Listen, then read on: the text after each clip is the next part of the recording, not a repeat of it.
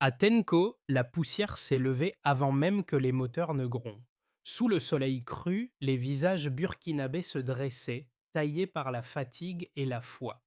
Mais dans cette chaleur suspendue, une question persiste. Qu'est-ce qu'Ibrahim Traoré voit encore à défendre lorsqu'un drapeau frôle l'oubli? Car au-delà du vacarme, quelque chose se réveille.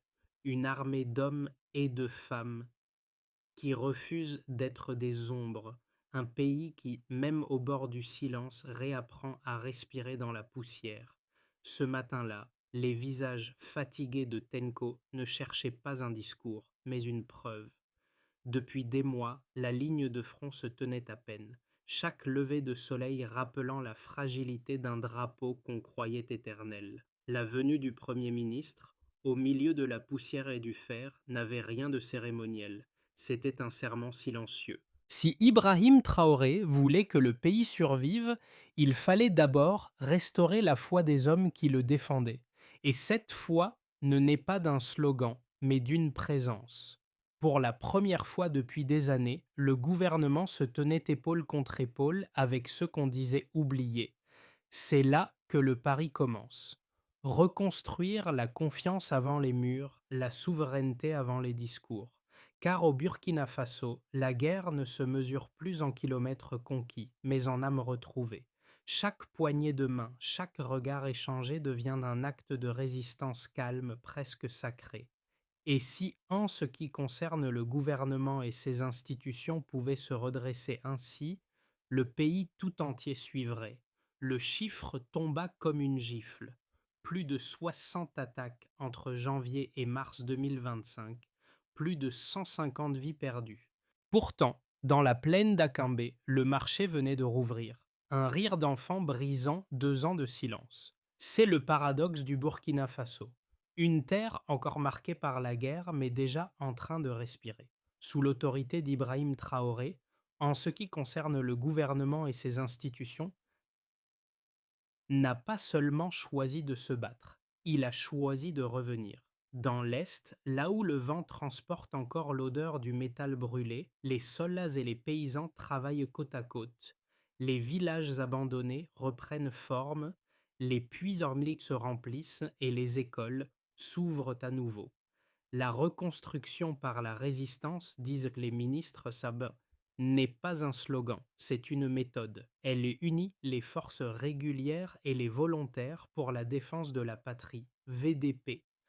Plus de 30 000 membres, parfois 100 000 selon les estimations. Des civils devenus soldats après 14 jours de formation, portés par un instinct plus fort que la peur. Protéger ce qui leur appartient. Ce que révèle cette renaissance fragile, c'est le changement de grammaire du pouvoir. Loin des palais, les décisions se prennent sur le terrain au contact du sable et de la sueur. Le capitaine Ibrahim Traoré a compris que la victoire ne se gagnerait pas seulement à la guerre, mais dans la perception qu'un pays a de lui-même. Chaque mur rebâti devient un manifeste. Chaque enfant qui retourne en classe, une victoire politique. La frontière entre en ce qui concerne le gouvernement et ses institutions et le peuple s'efface, remplacée par une alliance tacite. Nous nous battons pour le droit au retour. Cette phrase, partie d'un poste radio improvisé, s'est répandue comme une prière dans tout le Sahel. Et dans ce murmure, le Burkina Faso se découvre une identité nouvelle, celle d'un peuple qui ne demande plus d'aide mais qui part, qui apprend à se relever seul. Au centre de ce réveil, un homme s'avance sans escorte.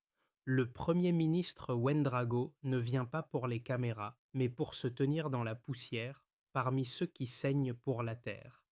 Il ne parle pas fort, ne promet rien d'extravagant. Il écoute. Et dans ce simple acte, en ce qui concerne le gouvernement et ses institutions, se réhumanise. Lorsque sa main rugueuse touche celle d'un soldat, le geste dit plus que 1000 discours. Il nous voit enfin, murmure involontaire, le fusil serré contre sa poitrine. Ce moment, que la radio diffuse en boucle, marque le retour d'un lien longtemps brisé, celui entre la parole et la preuve. Ibrahim Traoré l'avait répété. Le pouvoir doit sentir la poussière du pays qu'il gouverne. Sous les tentes improvisées de Tenko, les cartes d'opération côtoient désormais les plans d'école et de puits. La reconstruction et la défense ne sont plus deux chantiers distincts, mais un seul souffle collectif. Les soldats tracent des routes, les ingénieurs surveillent les périmètres. Les civils apprennent à manier les outils et les armes. Chaque rôle devient perméable, chaque responsabilité partagée. Et dans cette proximité inédite, quelque chose d'intime se produit. La peur recule, remplacée par une fierté calme, presque contenue. Un sergent résume: Nous ne combattons plus seulement pour survivre, mais pour reconstruire. Cette phrase, simple et nue, résume l'effet le plus puissant de cette nouvelle ère, la conviction que la nation n'est pas un lieu mais un effort partagé. Le Burkina Faso sous Ibrahim Traoré ne cherche pas la gloire, il cherche la continuité. La nuit est tombée sur Nakambé comme un rideau de cendres. Dans le bourdonnement des drones et la poussière rouge, une voix s'élève, calme, assurée, celle du capitaine Ibrahim Traoré. Il ne parle pas depuis un palais, mais depuis un avant-poste, les bottes couvertes de terre. Cette terre ne tombera plus, dit-il, et ce n'est pas une promesse, c'est un ordre. Avant l'aube, les bataillons se mettent en mouvement. Les unités régulières et les VDP traversent les vallées à l'est de Tenko, menées par ceux qui cultivaient autrefois ces champs. Hommes et femmes avancent dans la poussière, guidant les troupes comme s'ils ramenaient les fantômes du pays à la maison. Au-dessus d'eux, des drones burkinabés, petits, précis, silencieux, veillent comme des yeux construits de leurs propres mains. Les premiers tirs éclatent avant le lever du soleil, le son roulant sur les crêtes avant d'être avalé par le vent. Nous nous battons pour le droit au retour, lance une voix dans la radio de campagne. 7 mots. Ils traversent le pays en quelques heures, de Tenko à Ouagadougou. Dans les marchés, dans les camps, on les répète comme une prière.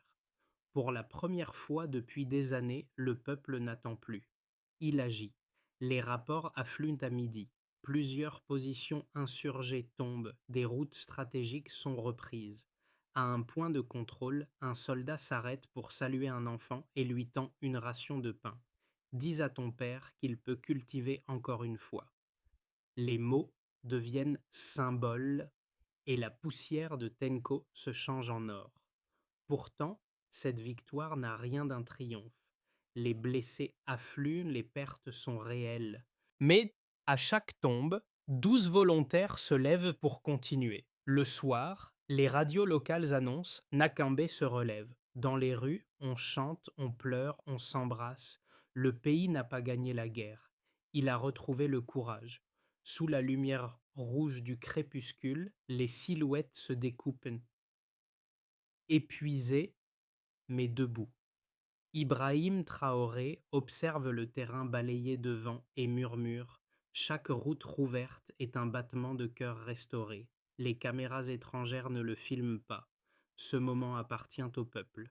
Dans la poussière, le drapeau reprend sa place, effiloché mais vivant. Ce jour-là, le Burkina Faso ne conquiert pas du territoire. Il reconquiert la croyance. Au matin du 5e jour, les chiffres commencent à parler. Plus de 30 blessés, plusieurs tués, mais surtout 7 zones reprises en une semaine. Pour un pays où chaque kilomètre de route est un enjeu vital, c'est un tournant mesurable. Sous Ibrahim Traoré, la logique de la guerre s'est muée en logique de reconstruction. Chaque victoire tactique doit laisser derrière elle un signe de vie. Dans l'Est, 300 puits ont été restaurés entre janvier et juin 2025.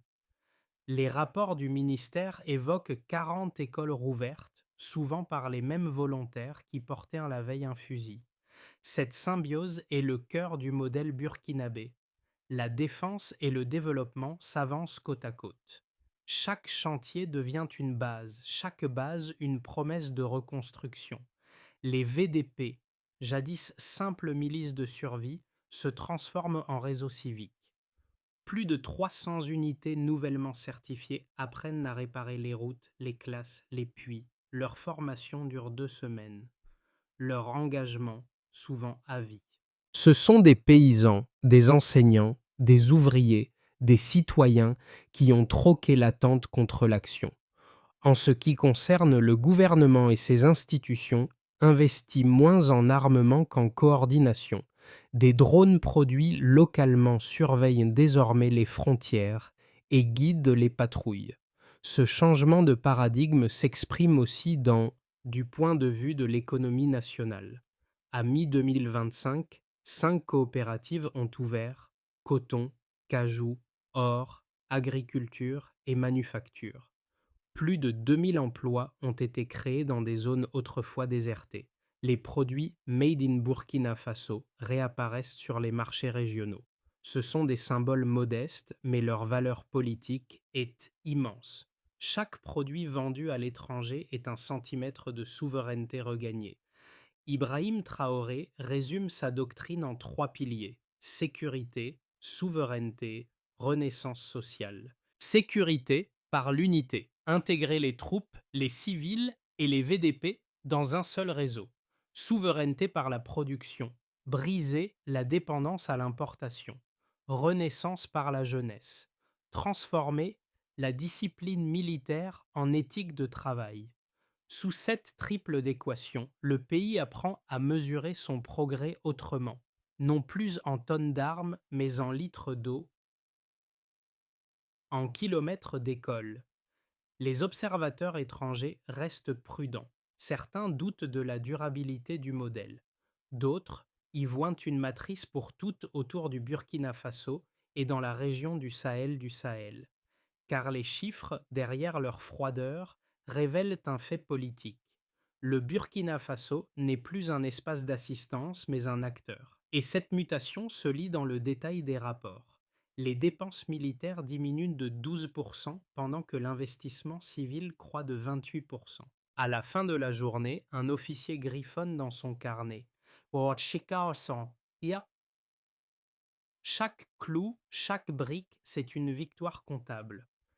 Le chiffre seul ne gagne pas les guerres, mais ici, il dessine un horizon, celui d'un pays qui a choisi de compter ce qui guérit plutôt que ce qui meurt. Les critiques ne manquent pas. À Paris, on parle d'un populisme militaire déguisé en réforme. À Washington, d'un repli nationaliste sous uniforme. Certains analystes voient dans la trajectoire d'Ibrahim Traoré une dérive autoritaire masquée par le langage de la souveraineté. D'autres rappellent que trop d'indépendance isole, que les alliances perdues se paient en chair. Pourtant, sur le terrain, la réalité est plus nuancée. Les chiffres montrent un recul de 22% des attaques depuis le début de 2025. Les convois humanitaires circulent à nouveau et 72% du territoire serait revenu sous contrôle en ce qui concerne le gouvernement et ses institutions. Si c'est là le fruit d'une dictature, elle est singulière. Elle reconstruit au lieu d'interdire. Les opposants affirment que Traoré concentre trop de pouvoir, qu'il transforme les civils en soldats. Mais ses partisans répondent qu'il fait l'inverse. Il rend aux soldats la conscience civile. Sous son commandement, les VDP réparent autant qu'ils protègent et les ingénieurs deviennent stratèges. Le mot discipline n'est plus synonyme de contrainte, mais de cohérence. Le Stillman du modèle burkinabé, c'est cette idée simple, qu'un pays peut se relever sans attendre la permission de quiconque. Les, les soutiens russes ou turcs existent, certes, mais ils ne dictent pas la feuille de route. La doctrine officielle est claire: partenaire, pas maître. Chaque accord est relu, chaque contrat signé sous supervision publique. Sur le plan social, la critique la plus sévère concerne la lenteur de la reprise. Mais même là, la logique du terrain l'emporte sur la rhétorique. Les files devant les écoles rouvertes valent mieux que n'importe quel sondage. Les marchés reviennent, les routes se densifient et le sentiment d'abandon recule. En somme, le projet de Traoré n'est pas sans risque. Il peut échouer. Il peut s'épuiser. Mais son mérite est d'avoir redonné à une nation un centre de gravité. celui d'un peuple qui, pour la première fois depuis longtemps, se sent à nouveau chez lui. Un seul mot, renaissance. C'est ainsi qu'à Ouagadougou, on résume désormais l'opération qui, jadis, n'était qu'une contre-offensive. Sous Ibrahim Traoré, le Burkina Faso ne cherche plus la survie, mais la réinvention. Et cette bascule, discrète mais décisive, se lit dans les visages plus que dans les discours. Dans les villages de l'Est, les marteaux ont remplacé les armes. Les toits se relèvent, les marchés reprennent, les écoles bruissent à nouveau. Chaque pierre posée semble répondre à une question laissée ouverte par la guerre. Que devient une nation quand elle refuse de mourir? Les enfants, jadis réfugiés, dessinent des drapeaux dans la poussière, non pas pour prier, mais pour s'approprier l'avenir. Ce milieu du film marque la transformation du récit. Le front devient une forge. Les ruines ne signifient plus la fin, mais le commencement. Et au milieu de cette reconstruction, un principe s'impose. La liberté ne s'achète pas, elle se fabrique. Ibrahim Traoré ne parle pas de miracle, il parle de méthode, celle d'un pays qui apprend à compter sur lui-même. Les premiers effets du redressement se font sentir bien au-delà du champ de bataille. Dans les campagnes, les paysans reprennent les semailles. Dans les villes, les grues remplacent les hélicoptères. Le pays se reconstruit selon quatre axes, en ce qui concerne le gouvernement et ses institutions, du point de vue de l'économie nationale, pour ce qui touche la vie quotidienne des habitants et autour du Burkina Faso et dans la région du Sahel. Après des années d'isolement, l'administration sort enfin de la capitale. Des gouverneurs sont redéployés dans les provinces abandonnées, des juges reprennent les tribunaux de district et les écoles fonctionnent à nouveau sous escorte. Le ministère de la Reconstruction publie un chiffre symbolique: 72% du territoire revenu sous contrôle national.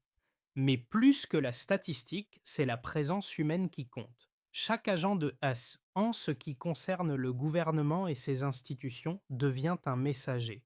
Nous sommes revenus. Les coopératives locales commencent à produire pour le marché intérieur. Le coton, l'or et la noix de cajou sont traités sur place, limitant les exportations brutes. Pour la première fois, les revenus agricoles dépassent les prévisions de 15%. Ce n'est pas encore la prospérité, mais une stabilité nouvelle. La pauvreté recule, le troc se transforme en commerce. Le slogan de Traoré, produire ce que nous consommons, prend corps dans les villages où les moulins tournent. De nouveau, plus de 2 millions de déplacés restent encore sans foyer, mais beaucoup reviennent d'eux-mêmes. À Zabri, un instituteur a rouvert sa classe fermée depuis 2 ans. À Nakambé, les femmes tirent l'eau d'un puits reconstruit par les VDP. Le rire des enfants, transmis par les radios locales, devient l'indicateur le plus fiable de la reprise. Ceux qui étaient spectateurs deviennent acteurs. Ils ne réclament plus de paix, ils la bâtissent. L'impact dépasse les frontières. Au Mali, en Guinée et au Niger, des fresques murales apparaissent à l'effigie d'Ibrahim Traoré. Le mot souveraineté circule comme un mot d'ordre partagé. La France observe avec prudence, les États-Unis avec curiosité. Même au sein des Nations Unies, le ton change. On ne parle plus d'effondrement possible, mais de résilience mesurable. Et pourtant, le calme reste fragile. Les groupes armés se déplacent plus loin à l'est, les sanctions économiques persistent. Mais quelque chose a basculé. La peur n'est plus l'axe central du pays. La dignité l'a remplacée. Les Burkinabés savent désormais que leur liberté n'est ni donnée ni garantie. Elle s'entretient clou par clou, mot par mot. Comme le dit un officier, nous ne gagnons pas des batailles, nous gagnons le droit de recommencer. À 6 mois, le Burkina Faso se trouve sur une ligne d'équilibre. Les gains territoriaux sont réels, mais leur consolidation dépendra de la cohésion interne et de la stabilité économique. Trois trajectoires se dessinent: base, optimiste et pessimiste. Dans le scénario le plus probable, continuité prudente. Le gouvernement maintient la dynamique actuelle. Sécurisation progressive, coordination locale et investissement dans les infrastructures essentielles.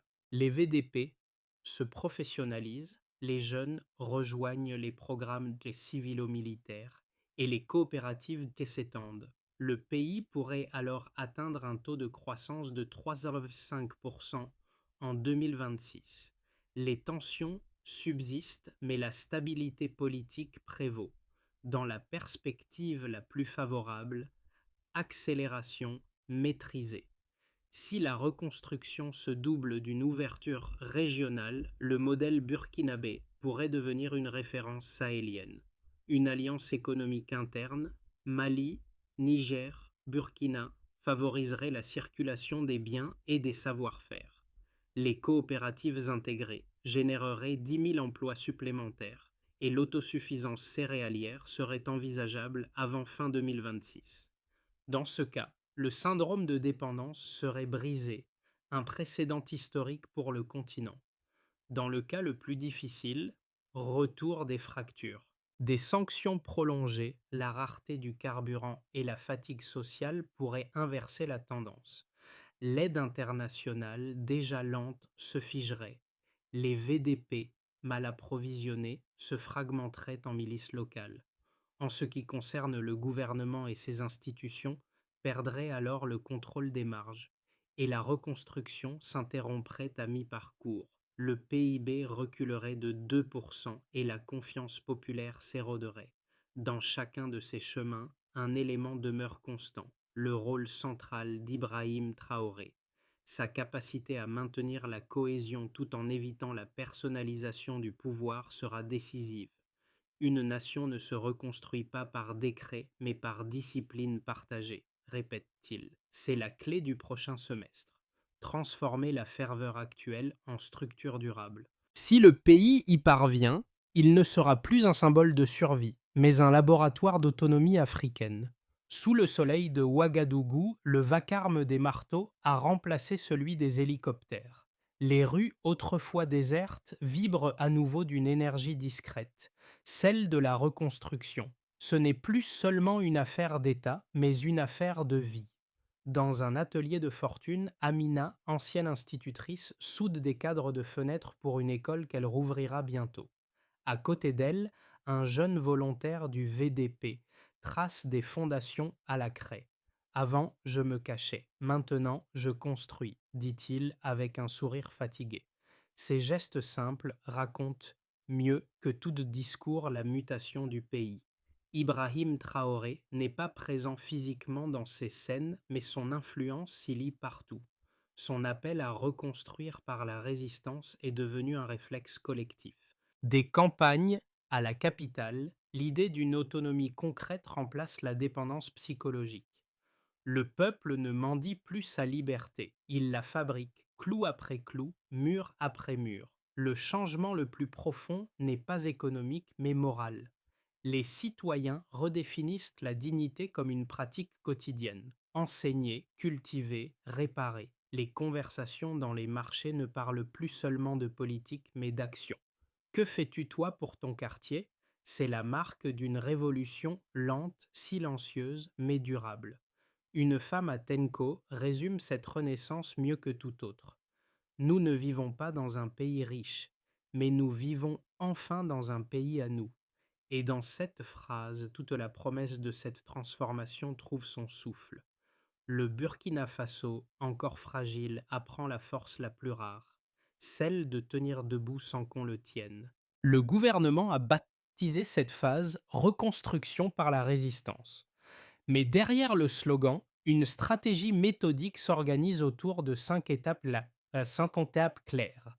La première étape consiste à sécuriser les zones libérées, consolider les zones libérées par des patrouilles mixtes armées VDP. Les drones burkinabés, produits localement, surveillent les corridors logistiques. Chaque route rouverte devient un fil vital en ce qui concerne le gouvernement et ses institutions et pour ce qui touche la vie quotidienne des habitants. Ensuite, Il faut restaurer les infrastructures essentielles, réhabiliter les puits et les écoles dans les 3 mois suivant la sécurisation. Les volontaires civils, ingénieurs et enseignants participent à chaque chantier. Le gouvernement fixe un objectif: 400 infrastructures restaurées d'ici fin 2025. Vient ensuite la formation indispensable à la reconstruction durable. Créer des centres techniques régionaux où anciens combattants et jeunes sans emploi apprennent la mécanique, la maçonnerie ou la menuiserie. La priorité: transformer les armes en outils, la défense en production. Puis vient la phase de production qui redonne vie à l'économie locale. Développe les coopératives locales autour de l'agriculture, du coton et du petit commerce. Chaque coopérative est co-gérée par un représentant civil et un membre du VDP, assurant transparence et discipline. L'objectif: augmenter de 20% la production intérieure avant mi-2026. Enfin, il s'agit de transmettre cet élan aux générations suivantes. Faire de la reconstruction un héritage éducatif. Les écoles intègrent désormais des modules sur la souveraineté pratique. Apprendre à fabriquer, réparer, inventer. Ibrahim Traoré le répète dans ses réunions: un pays ne se garde pas, il s'entretient. À travers ces étapes, le Burkina Faso transforme sa survie en modèle. La feuille de route n'est pas écrite pour impressionner les bailleurs, mais pour ancrer la souveraineté dans la routine quotidienne. Et si le plan tient, ce pays deviendra un laboratoire vivant de résilience. Au crépuscule de Tenko, la lumière se brise sur les murs encore tièdes des casernes. Un soldat lève les yeux vers le drapeau déchiré qui flotte lentement. Autrefois symbole de fatigue, il est devenu la preuve vivante que la résistance peut se transmettre. Ibrahim Traoré, debout parmi ses hommes, refuse qu'on le remplace. Laissez-le tel qu'il est, il a mérité ses cicatrices. Ce geste silencieux, capté par personne, clôt un cycle. Ce n'est plus seulement l'histoire d'un commandant, mais celle d'un peuple qui a décidé de tenir. Dans les villages, les marteaux frappent encore, les enfants rient, les mères plantent des semences. Chaque bruit, chaque souffle, chaque main calleuse répète la même prière: que cette terre reste debout. La caméra imaginaire se retire lentement. Le pays, éreinté mais debout, semble respirer au rythme du vent. Rien n'est parfait, rien n'est acquis, mais tout est possible. Et dans ce bruissement de poussière et de lumière, une phrase demeure: le vrai pouvoir n'est pas de commander, mais d'inspirer à recommencer. La renaissance d'un pays ne se décrète pas, elle se partage. Ce qui a commencé dans la poussière de Tenko se poursuit aujourd'hui dans chaque main qui bâtit, enseigne ou protège. Le Burkina Faso n'appartient pas à un homme, pas même à Ibrahim Traoré. Il appartient à tous ceux qui refusent de plier. Sur les ondes, une voix s'élève. Si tu crois encore en la liberté, fais-la vivre autour de toi. C'est une invitation, pas un ordre. Reconstruire n'est plus un effort militaire, mais un acte civique, presque intime. Chaque toit relevé, chaque graine semée, chaque mot échangé devient une manière de dire au monde: nous sommes toujours là. La poussière retombera, les caméras partiront, mais le symbole demeurera. Un drapeau qui ne tombe pas, même effiloché, devient un langage universel. Et si cette histoire trouve un écho au-delà du Sahel, c'est qu'elle parle de nous tous, de notre propre capacité à recommencer.